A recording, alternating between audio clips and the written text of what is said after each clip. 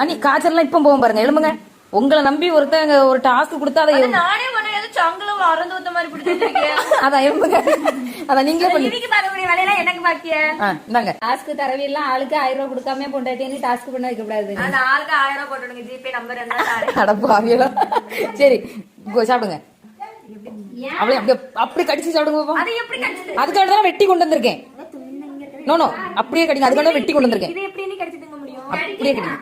சரி very good. இப்படி கையெழுத்து கடிங்க. பாதி உறிஞ்சிட்டு உப்பு வச்சிருப்படி தான் தரணுமா?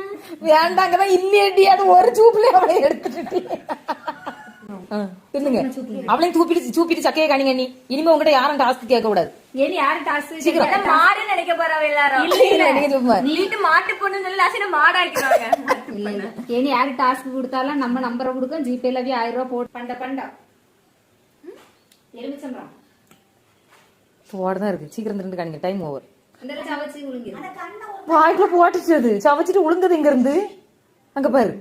எம்மா இந்த பிள்ளைகிட்ட டாஸ்க் கொடுக்காதுல்ல, இவியில எதை கொண்டு அடிக்க 50 கொல்லணும்.